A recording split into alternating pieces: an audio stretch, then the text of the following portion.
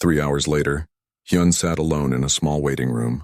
The walls were white metal, and a single window showed the stars outside. He had been told to wait while Commander Vextar researched his scanner results. No one had explained what Hellworlder meant, but the way everyone acted told him it was important. The door opened with a soft hiss.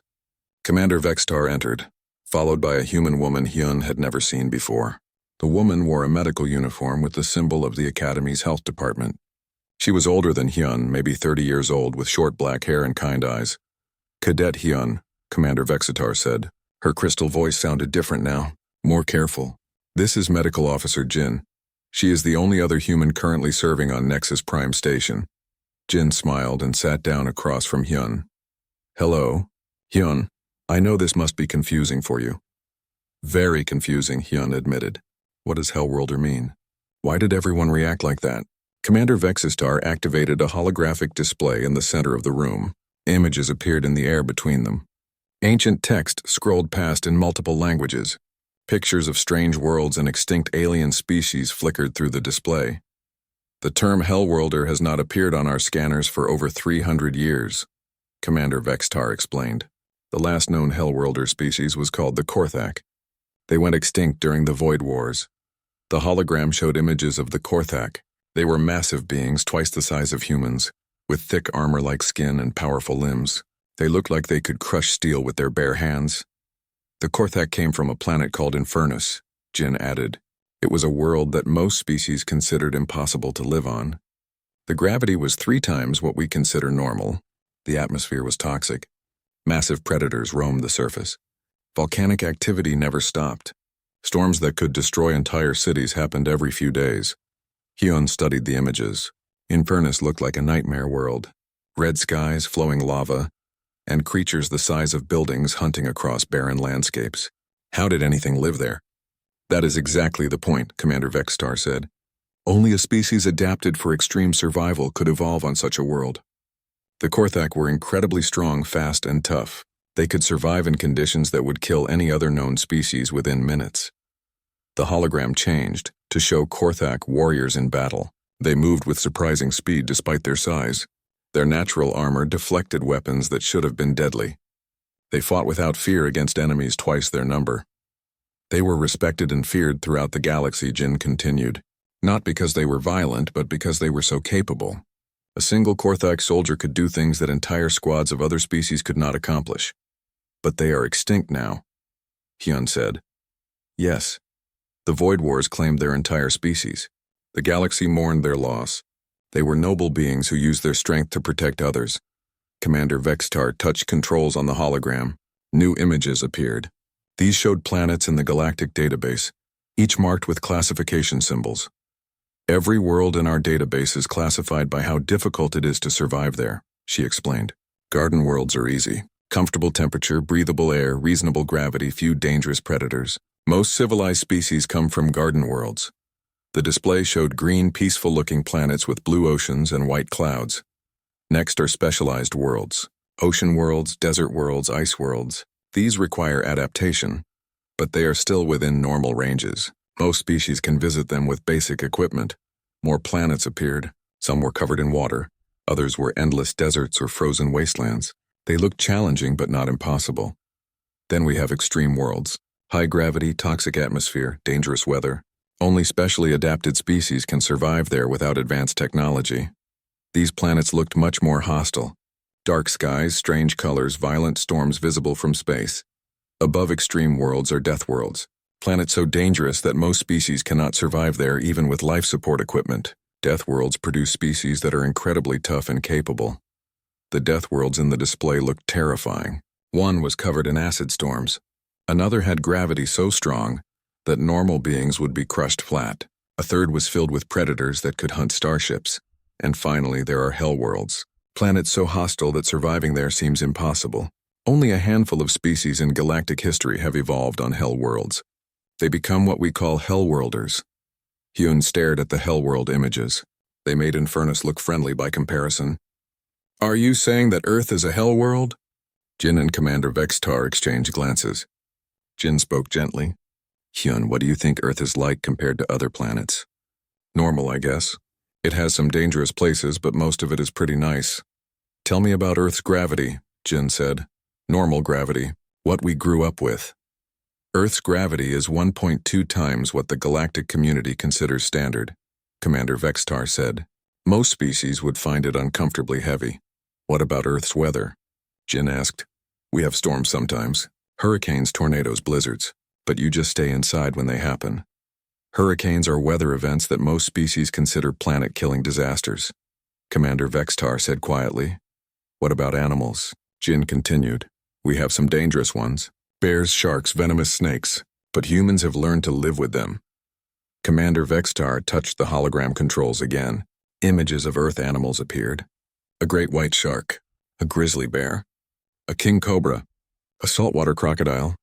Any one of these creatures would be considered an apex predator on most garden worlds, she said. Earth has thousands of species like this. Hyun felt confused. But they are just normal Earth animals. That is exactly the point, Jin said. What humans consider normal, the rest of the galaxy considers extremely dangerous. Earth is classified as a death world in our databases. It always has been. But humans seem so peaceful, Hyun protested. We are not warriors like the Korthak. No, you are not warriors, Commander Vextar agreed. But you are survivors. Earth taught your species to adapt to anything, to endure conditions that would break other beings, to solve problems that others cannot imagine. Jin stood up and walked to a medical scanner built into the wall. Hyun, would you mind if I ran some basic tests? Nothing invasive. I just want to show you something. Hyun nodded and followed her to the scanner. He placed his hand on a metal plate while lights passed over his body. Numbers appeared on a screen. Jin pointed to them as she explained. Your bone density is 40% higher than galactic standard. Your muscle fiber is more efficient than anything we have seen outside of high-gravity world species. Your cardiovascular system processes oxygen at rates that should be impossible for someone your size. More numbers appeared. Your reflexes operate at speeds that barely register on our equipment. Your brain processes multiple threats simultaneously in ways that most species cannot match. Your body temperature regulation works in ranges that would kill most beings. Hyun stared at the numbers. But I feel normal. Because for a human, you are normal, Jin said. But for the galaxy, you are extraordinary. Commander Vextar approached them both. Hyun, your species has spent millions of years evolving on a world that constantly tried to kill you. You survived ice ages, supervolcano eruptions, asteroid impacts, and predators that hunted your ancestors for food. Every generation, only the strongest, smartest, and most adaptable humans survived to have children. This created a species with capabilities that seem impossible to other beings, Jin added. You think it is normal because all humans can do these things, but we are the first Hellworlder species to achieve spaceflight in over 3 centuries. Hyun sat down heavily in his chair. Everything he thought he knew about humans and Earth was changing.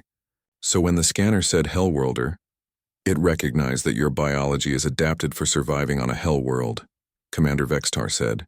Something the galactic community has not seen for hundreds of years. What happens now? Hyun asked. Jin smiled. Now you attend the academy like any other cadet. But Hyun, I think you are going to surprise a lot of people with what humans can do. Looking at the images of extinct Hellworlders and impossible planets, Hyun began to understand that his time at the academy was going to be very different from what he had expected. The first week of training at the academy was unlike anything Hyun had expected. Every morning at 0600 hours, all cadets gathered in the main gymnasium for physical conditioning. The room was enormous, with gravity controls that could simulate different planetary conditions. Hyun stood with the other first-year cadets as instructor Krell explained the morning routine. Krell was a hegemony warrior, standing 7 feet tall with thick armored skin and 4 powerful arms. His species came from a high-gravity world, and they were known throughout the galaxy as excellent fighters. Today we begin with basic strength assessment, Krell announced in his deep, rumbling voice. Each cadet will perform standard exercises at your homeworld gravity setting. The equipment will adjust automatically based on your scanner classification. The cadets spread out across the gymnasium. Hundreds of exercise machines rose from the floor, each one glowing with different colored lights to show which gravity setting it was using. Most machines glowed blue for Garden World standard. Some showed yellow for Ocean World or red for Desert World gravity. Hyun walked to an empty machine. As soon as he approached, it began flashing. The colors cycled rapidly through blue, yellow, red, and several others he had never seen before. Finally, it settled on a deep purple that hurt to look at directly. Hellworlder gravity setting activated, the machine announced in a neutral voice. Caution. This setting is not recommended for standard biology. Several nearby cadets stepped backward. Hyun noticed that their machines were all glowing soft blue. His purple light made him stand out like a beacon. Begin with basic lifting exercises, Instructor Krell called out. Lift what feels comfortable for your physiology. Hyun grabbed the lifting bar. It felt surprisingly light in his hands. He added weight until it felt right for what he considered a normal workout. The machine's display showed numbers that made no sense to him. Around the gymnasium, other cadets were struggling with their exercises. The green-skinned plant being was lifting very light weights with obvious effort. The tall, thin, low-gravity cadet could barely handle any weight at all. Even the muscular, high-gravity cadets seemed to be working hard, but Hyun's exercise felt easy. Too easy, he added more weight. The machine's display flickered and showed warning symbols. He added more weight anyway. Now it felt like a proper workout. Impossible, someone whispered behind him. Hyun turned to see a group of cadets staring at his machine's display.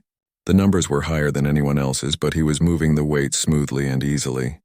He was not even breathing hard. Cadet Hyun, Instructor Krell called out. His forearms were crossed and his expression was unreadable. Please demonstrate your lifting maximum. Hyun felt embarrassed by all the attention, but he added more weight to the bar. The machine flashed more warning symbols. He lifted it easily. More weight. Still easy. He kept adding weight until the exercise felt challenging. The gymnasium became very quiet. Even the machines seemed to hum more softly. Hyun looked around and realized that every cadet and instructor was watching him. His numbers were displayed on a large screen above the exercise area.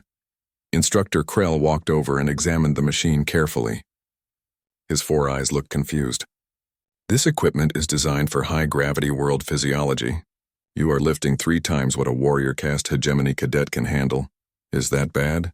Hyun asked. For you? No, for the equipment. Krell touched controls on the machine. We may need to bring in equipment designed for extinct species. The combat training was even more revealing. That afternoon, all cadets reported to Combat Hall Alpha for basic hand-to-hand instruction. The hall had padded floors and walls that could absorb tremendous impacts. Safety fields surrounded each practice area. Instructor Nala was a Vorthan strategist caste, smaller than most species but incredibly intelligent. Her people did not rely on physical strength but on speed and tactics. She explained the basic principles of academy combat training. Combat at the academy is not about winning fights, she said. It is about learning to work with beings from different worlds who have different capabilities. You must understand your own strengths and limitations. The cadets were paired for basic sparring exercises. Hyun was matched with Dal, a hegemony warrior caste like Instructor Krell. Dal was taller than Hyun and much more heavily built. His 4 arms ended in hands that could probably crush metal. Try not to hurt the Hellworlder too badly, Dal said to his friends. His voice was loud enough for everyone to hear. His species may be extinct soon if they are all this fragile-looking. Other cadets laughed. Hyun said nothing, but he noticed that Mira and Tae looked angry on his behalf. Basic sparring rules, Instructor Nala announced. No permanent damage. Safety fields will stop the match if anyone is seriously injured. Begin when ready. Dal approached confidently. His 4 arms gave him a significant reach advantage, and his warrior training was obvious in how he moved. He threw a punch that would have knocked most beings unconscious. Hyun stepped aside without thinking about it. The punch missed him completely. Dal looked surprised and threw another punch with a different arm. Hyun avoided that one too. Stand still and fight properly, Dal demanded. I am fighting, Hyun said. Dal attacked with all 4 arms at once. To most observers, it looked like a blur of motion that should have overwhelmed any opponent. But Hyun moved between the punches like he was dancing. None of them came close to hitting him. The other cadets stopped their own sparring to watch. Even the instructors moved closer to observe. Dal became frustrated and charged forward, trying to grab Hyun with his superior size and strength. Hyun sidestepped and lightly pushed Dal's shoulder as he went past. The push was gentle by Hyun's standards. He was trying not to hurt anyone. But Dal flew across the practice area and crashed into the padded wall hard enough to activate the safety field. The safety field flashed red and announced, "Match terminated. Excessive force detected." Dal lay on the floor conscious but dazed. Medical robots rolled over to check on him while everyone stared at Hyun. "I barely touched him," Hyun said quietly. Instructor Nala examined the combat data on her display. "According to the sensors, you applied 12% of your apparent maximum force. This was considered a light push by human standards." 12%? Instructor Krell had joined them. "What would 100% do?"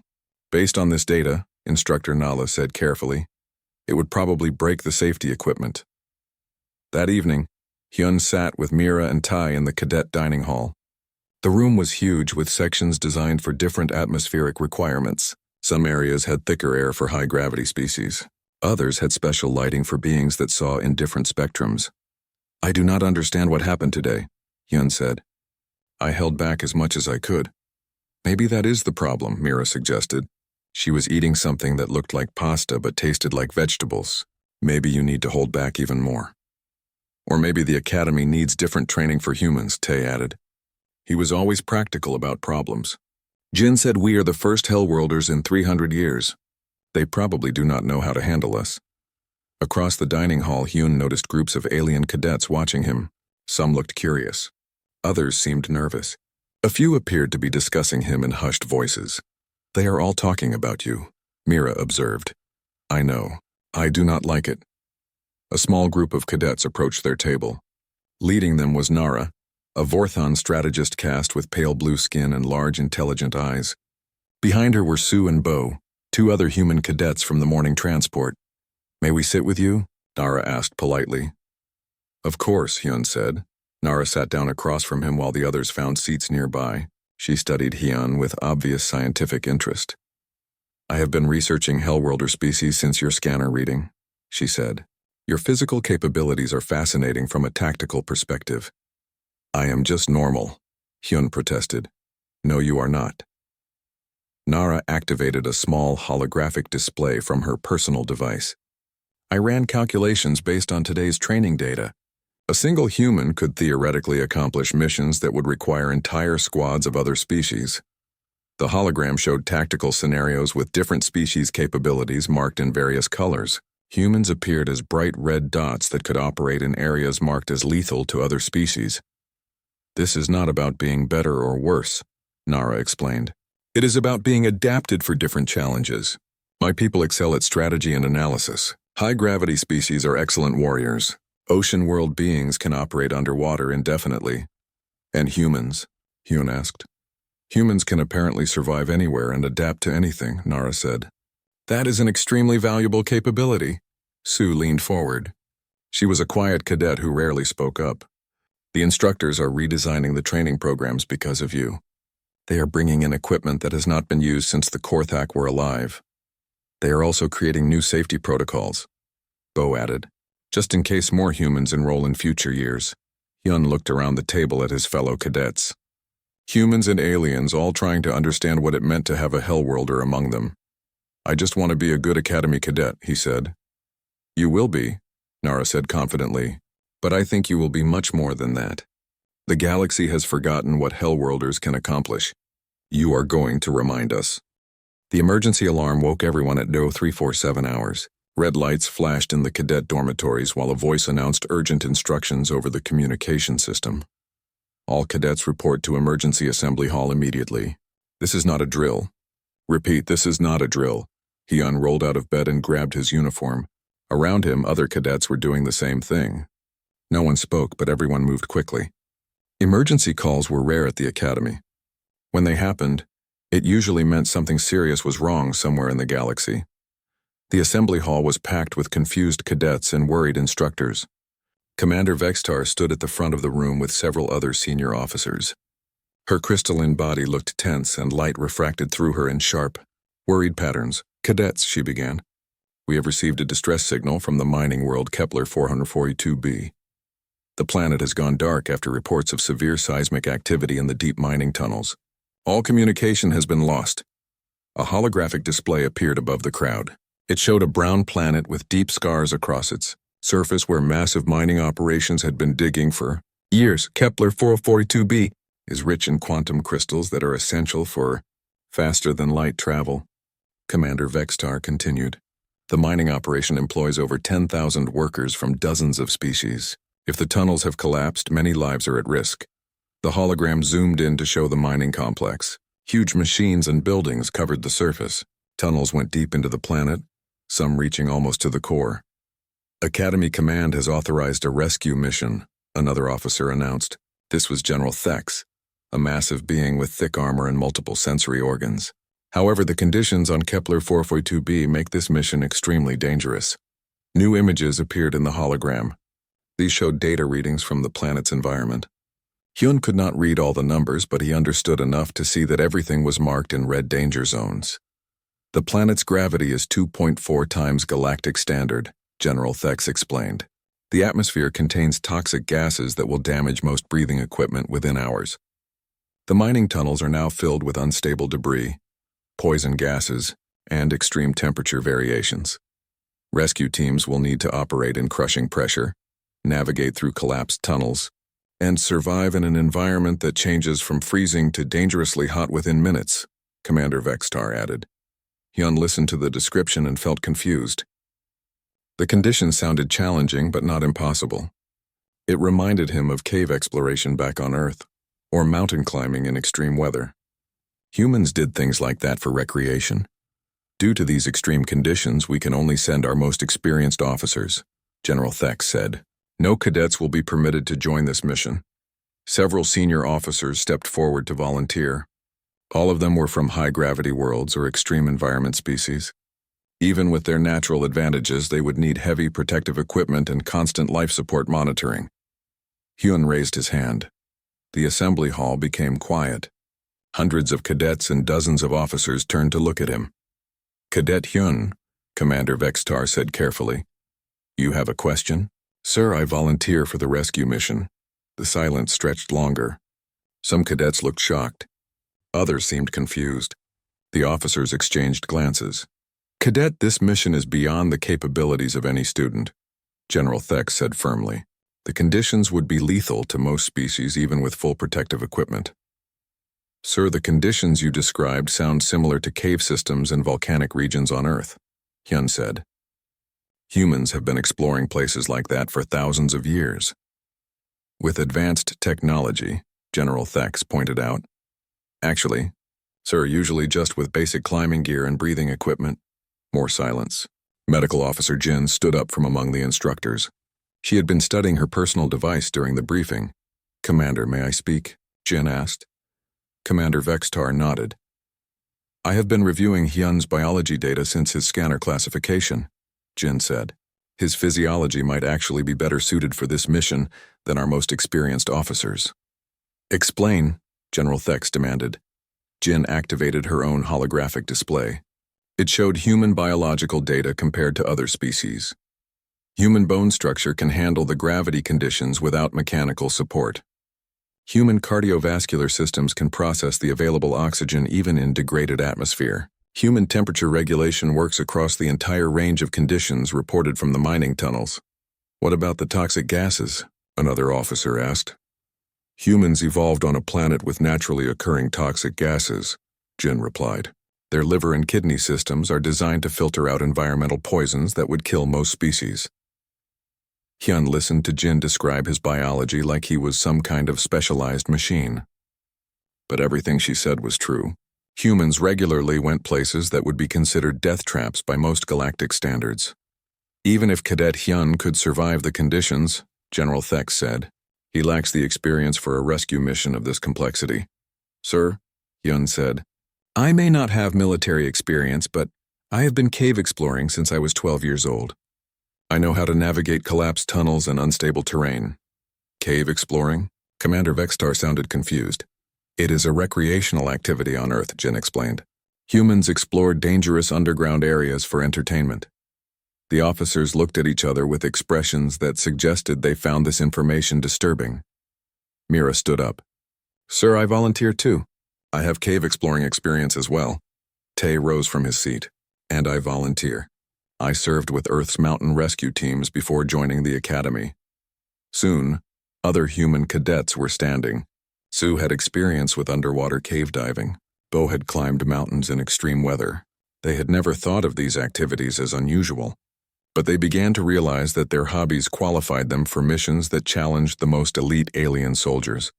"This is unprecedented," General Thex said.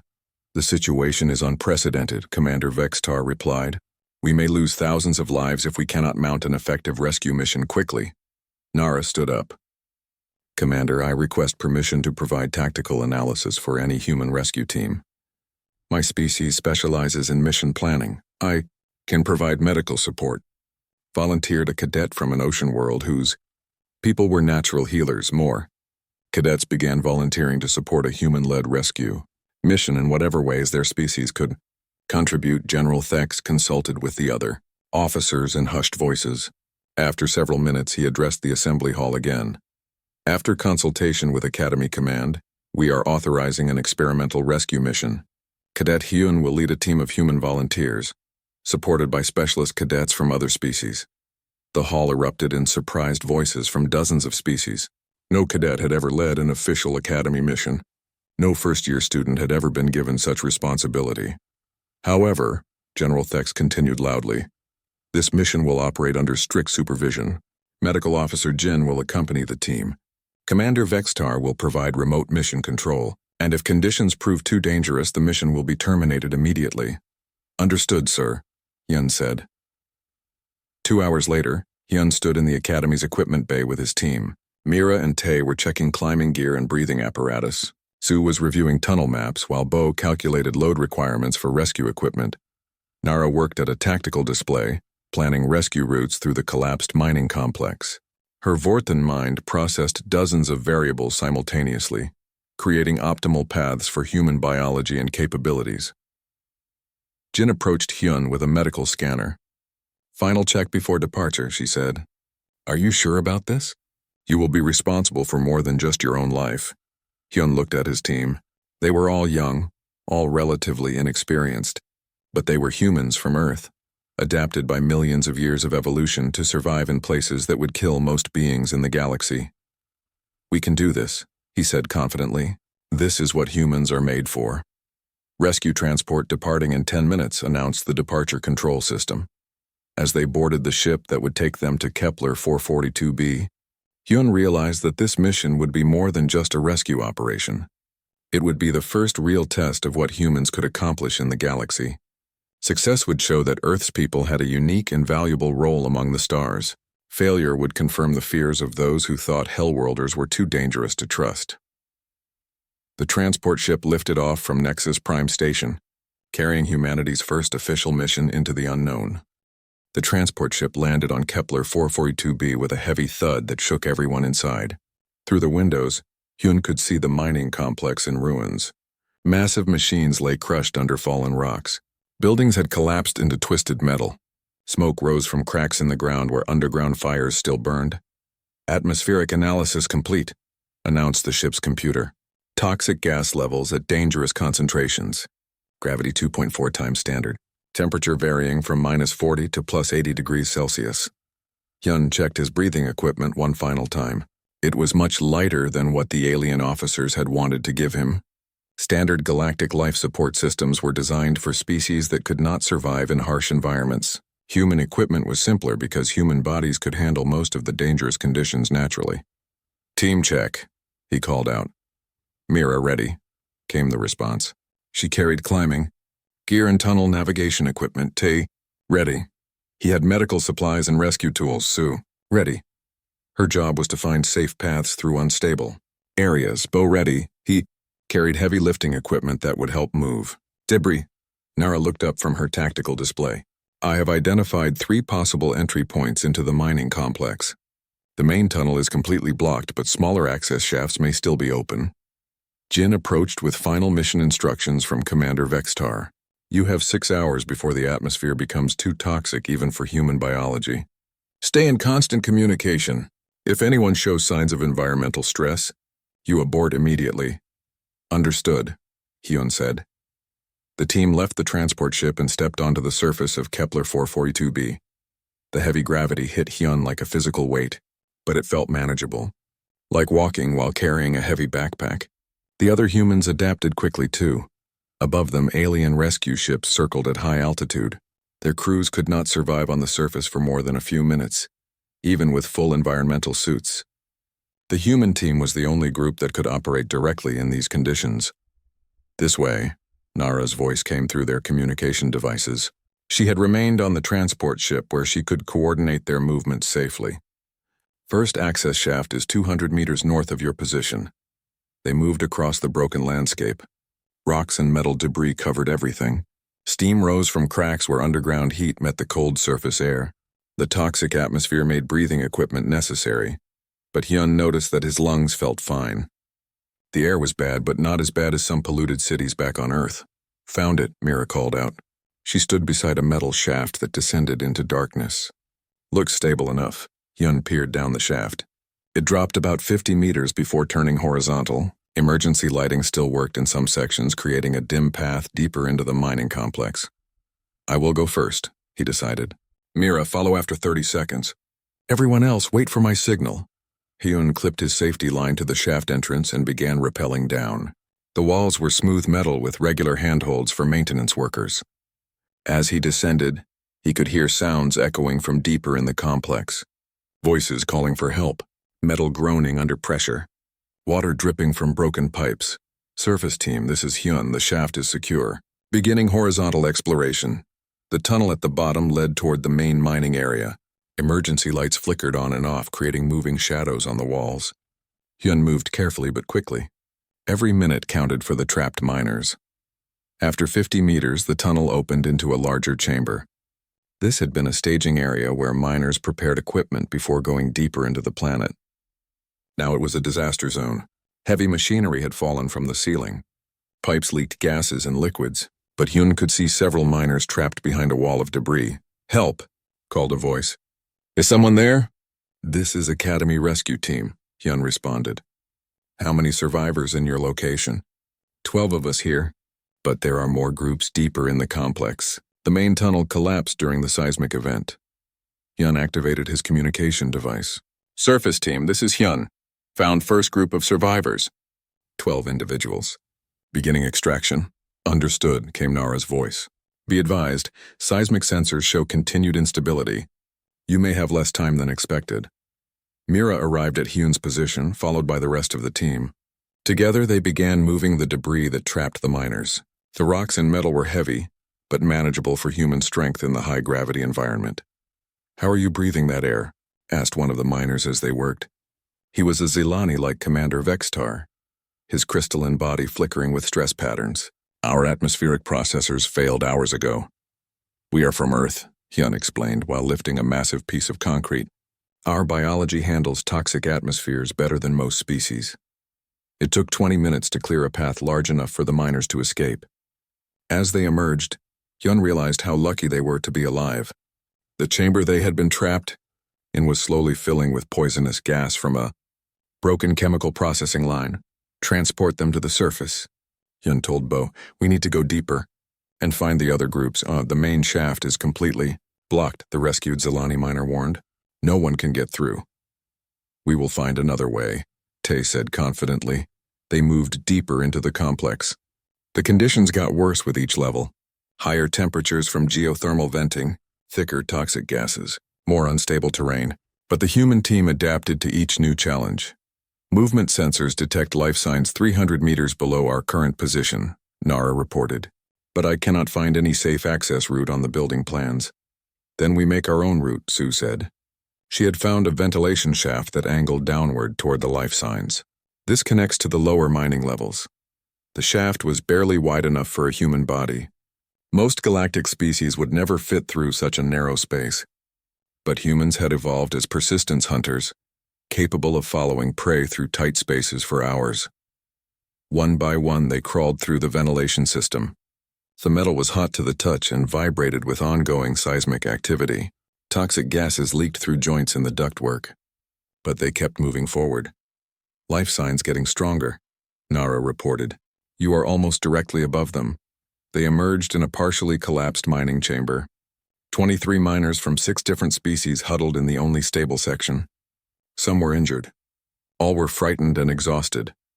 Academy Rescue Team, Hyun announced as they rappelled down from the ventilation shaft. We are here to get you out. The miners looked at the young human team with confusion and hope. They had been trapped for over 12 hours, convinced that no rescue was possible in such dangerous conditions. The main exit is blocked, explained a hegemony miner with obvious authority. How did you get down here? We came through ways that your species cannot use, Mira said simply. But we can get you out the same way if you trust us. What followed was the most challenging rescue operation in Academy history. The human team created rope systems through collapsed tunnels. They guided alien miners through spaces barely large enough for their bodies. They carried injured survivors through toxic atmosphere and unstable terrain. Hyun lost count of how many trips they made between the deep mines and the surface. His breathing equipment ran out of filters, but his lungs adapted to the poisonous air. His safety gear wore out from constant use, but his natural balance and strength kept him safe on unstable surfaces. By the time they extracted the last group of miners, 14 hours had passed since their arrival. The human team was exhausted but unharmed. They had rescued 87 beings from 6 different species, operating in conditions that would have killed any other rescue team. On the transport ship returning to Nexus Prime Station, the rescued miners sat quietly among the human cadets. They looked at Hyun and his team with expressions of respect and wonder. I have worked in dangerous mines for 30 years, the hegemony miner said finally. I have never seen beings who could do what you did today. We just did what humans do, Hyun replied. We adapted to the situation, no, said the Zilani miner they had rescued first. You did what Hellworlders do. You survived the impossible and saved others who could not save themselves. 3 weeks later, Hyun stood once again in front of the bioscanner at the Academy. But this time, he was not a nervous cadet waiting for classification. He was wearing the uniform of an Academy rescue specialist, with commendations from 6 different species governments. Behind him waited a new group of human cadets, fresh arrivals from Earth who had heard about the rescue mission. When they approached the scanner, the machine no longer displayed Hellworlder with alarm. Instead, it announced clearly, Hellworlder, Specialized Rescue Operations. The Academy had created an entire new department based on human capabilities. Extreme environment operations, impossible rescue missions, and first contact with species from hostile worlds were now handled by teams of Earth humans. Commander Vextar approached Hyun as he watched the new cadets complete their processing. The galaxy owes your species a debt, she said. We had forgotten what Hellworlders could accomplish. Hyun smiled. We did not forget. We just did not know we were special. That, Commander Vextar said, may be the most dangerous thing about humans. You consider the impossible to be normal? The morning light on Nexus Prime Station came from 3 different suns. Each sun cast a different color through the massive windows of the processing bay. Red light mixed with blue and yellow, creating strange shadows that danced across the metal floors. Hyun stood in line with 200 other young beings. His hands were sweaty inside his new uniform gloves. The gray fabric felt stiff and unfamiliar against his skin. He had never worn anything like this before. Back on Earth, his clothes were simple cotton shirts and old jeans. This uniform made him feel like he was pretending to be someone important. The line moved slowly forward. Each cadet stepped up to a large machine that looked like a metal archway. Blue lights ran up and down its sides. When someone walked through it, the machine would beep and display words on a screen above it. Hyun could not read most of the alien languages, but he recognized some words in basic Galactic. Garden World, the machine said as a tall, green-skinned cadet walked through. The green being had leaves growing from his arms instead of hair. He smiled and moved to the left side of the room. Ocean World came the next reading. A cadet with gills on her neck and webbed fingers joined a different group. Water dripped from her skin onto the floor. Desert World. This cadet had thick-scaled skin and no visible eyes. Small holes in his head probably helped him sense heat. He walked to another section of the room. Hyun watched the pattern. Each cadet went through the scanner. The machine read their biology and told everyone what kind of world they came from. Then they joined a group with others from similar planets. It made sense. Different worlds created different kinds of people. Behind Hyun, his friend Mira shifted her weight from foot to foot. She was nervous too, but she tried to hide it. Mira had been his friend since they both applied to the Academy 6 months ago. They had traveled to Nexus Prime together on the same transport ship. It had been their first time leaving Earth. "This is taking forever," Mira whispered. Her voice was quiet, but some of the alien cadets turned to look at her. Their hearing was probably better than human hearing. "Patience," said Tay from behind her. Tay was older than both of them. He was 22 and had served in Earth's military before applying to the academy. His calm voice always made Hyun feel better. "We have waited this long. A few more minutes will not hurt us." The line moved forward again. Hyun counted the cadets ahead of him. 12 more before his turn. His stomach felt tight. What would the machine say about him? All the other humans who had gone through showed Garden World on their screens. Earth was listed as a garden world in most galactic databases. It made sense. Earth had green plants, blue oceans, and breathable air. Compared to many planets in the galaxy, Earth seemed nice and peaceful. Commander Vextar stood beside the scanner machine. She was tall and thin, made of what looked like living crystal. Light passed through her body and broke into rainbow colors. Her species, the Zilani, came from a planet with very little gravity. They had evolved to be light and flexible. When she moved, she seemed to float rather than walk. Commander Vextar had processed almost 200 cadets that morning. Her crystalline face showed no emotion, but Hyun thought she looked bored. The same routine over and over again. Garden world, ocean world, desert world. Each reading was normal and expected. Ice world, the scanner announced for a white-furred cadet with black eyes. The cadet's breath made small clouds in the warm air of the station. He moved to join other cold-weather species. Gas giant came next. This cadet floated inside a clear suit filled with thick orange gas. Hyun could not see the being inside very well, but tentacles pressed against the walls of the suit. The line moved forward. Now there were only 5 cadets between Hyun and the scanner. High-gravity world. A short, incredibly muscular cadet walked through. Her bones were so dense that each step made the metal floor ring like a bell. She was probably 3 times stronger than Hyun, even though she was half his height. Low-gravity world. This cadet was the opposite, tall and thin like Commander Vexistar, but made of flesh instead of crystal. His movements were graceful but looked fragile. 3 more cadets. 2 more. 1 more. The cadet directly in front of Hyun had purple skin and 4 arms. When he walked through the scanner, it read Toxic World. His biology was designed to survive in air that would poison most other species. He joined a small group of similar cadets who all wore breathing masks. "Next," Commander Vexitar said. Her voice sounded like wind chimes when she spoke. Hyun stepped forward. His legs felt shaky, but he forced himself to walk normally. He could feel everyone watching him. The other cadets, the instructors, even the maintenance robots seemed to pause what they were doing. He walked through the scanner archway. The blue lights moved up and down, scanning his body.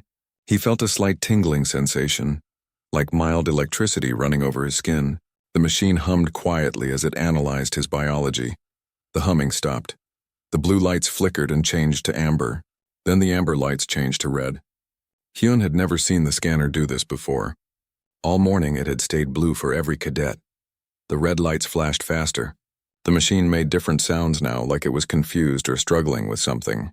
Numbers and symbols raced across the screen above the archway.